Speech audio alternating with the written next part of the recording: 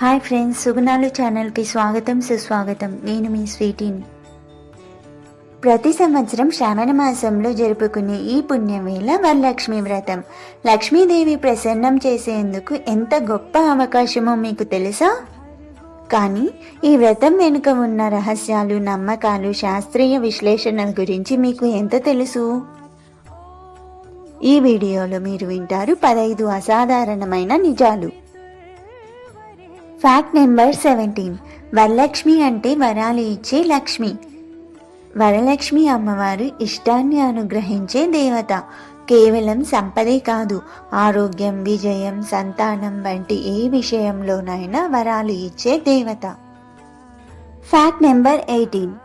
వరలక్ష్మి వ్రతం అనేది శుభ శుక్రవార యోగానికి సమానం. శుక్రుడు వనితల కారకుడు, అలాగే లక్ష్మీదేవికి సంబంధం ఉన్న గ్రహం. శ్రావణ శుక్రవారం నాడే ఈ వ్రతం చేయడానికి ఇది కారణం. Fact number 19. కలశంలో మామిడాకులు ఎందుకు? మామిడాకులు ఆయుర్దాయతకు చిహ్నాలు. కలశం అంటే దేవత అధిష్టాన కూపం. Fact number 20. ఇది కర్మబలం పెంచే వ్రతంగా భావించబడుతుంది. భక్తితో చేసిన ఈ వ్రతం మన శరీరం, మనస్సు, కుటుంబంపై మంచి ప్రభావం చూపుతుందని ఆయుర్వేద జ్యోతిష్య ఆధారంగా చెబుతారు. Fact number 21. ఇంట్లో తలుపు తెరిచి పూజ చేయడం ఎందుకు? లక్ష్మీదేవి స్వేచ్ఛగా ప్రవేశించాలంటే అడ్డుకట్టలు వద్దు అనే సంకేతంగా ఈ ఆచారం ఉంది. Fact number 22. బంగారం, వెండి కాదు, నమ్మకం ముఖ్యం. పట్టుచీర, పుష్పాల అలంకరణ కన్నా ముఖ్యం భక్తితో మనస్సు శుద్ధిగా ఉండడం. Fact number 23. తీపి నైవేద్యం నోటి రుచి కన్నా హృదయ రుచికి సంకేతం. అమ్మవారి కోసం స్వయంగా చేసిన ప్రసాదం మన శ్రద్ధకి చిహ్నం. Fact number 24. వ్రతానంతరంగా చంద్రుని దర్శనం ఎందుకు? చంద్రుణ్ణి శాంతియుతుడిగా పరిగణించబడతారు. పూజ తరువాత శాంతిని కోరే సంకేతంగా ఇది ఉంది. Fact number 25. ఈ వ్రతాన్ని చేస్తే శని దోషం కూడా తగ్గుతుంది.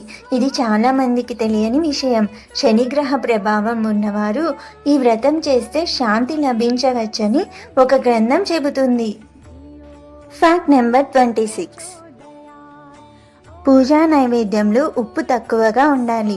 వ్రత నైవేద్యంలో తీపి ఉండాలి, కానీ ఉప్పు తక్కువగా ఉండాలని కొందరు మానసిక శాస్త్ర నిపుణులు చెబుతున్నారు. శక్తుల స్వీకరణకు ఇది ఉపయుక్తం. Fact number 27. వృద్ధ మహిళల ఆశీస్సులు కూడా లక్ష్మీదేవి ఆశీర్వాదమే.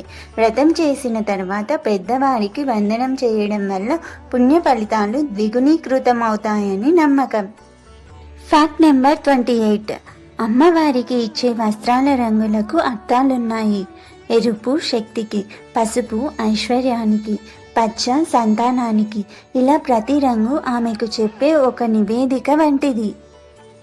Fact number 29. తల్లి కూతురు కలిసి ఈ వ్రతం చేయాలి, అనగా సంపూర్ణ వ్రతం. తల్లి కూతురు కలిసి చేయడం వల్ల కుటుంబానికి అనేక తరాల వరాలు వస్తాయని పెద్దలు చెబుతారు. Fact number 30. వ్రతం రోజు వాన పడ్డా అది శుభలక్షణం. వ్రతం రోజున వర్షం పడితే లక్ష్మీ దీవెనల వర్షం పడుతుంది అనే నమ్మకం ఉంది. ఇది ప్రత్యేకంగా తమిళనాడులో చాలా నమ్మకం. Fact number 31. ఈ వ్రతం దక్షిణ భారతంలోనే కాక నేపాల్, బంగాళ ప్రాంతాల్లో కూడా ఉంది. ఈ వ్రతానికి చెందిన పూజా విధానం కొన్ని హిమాలయ ప్రాంతాల్లోనూ కనిపిస్తుంది. ఇవన్నీ వినగానే ఆశ్చర్యంగా ఉంది కదా? వరలక్ష్మి వ్రతం అనేది సాంప్రదాయం మాత్రమే కాదు, అది శక్తి, శ్రద్ధ, సమర్పణ కలయిక. ఈ వ్రతాన్ని భక్తితో చేస్తే లక్ష్మీదేవి మనం కోరుకున్న దానికంటే ఎక్కువ ఇచ్చే అమ్మ. వరలక్ష్మి వ్రతం గురించి ఇంకా ఆసక్తికరమైన వీడియోల కోసం కింద డిస్క్రిప్షన్లో లింక్స్ ఇచ్చాం, చూడండి. నా వీడియోలు చూసి వ్రతం చేస్తే సంపూర్ణంగా పూర్తవుతుంది. లక్ష్మీదేవి కటాక్షం మీకు సంపూర్ణంగా లభిస్తుంది.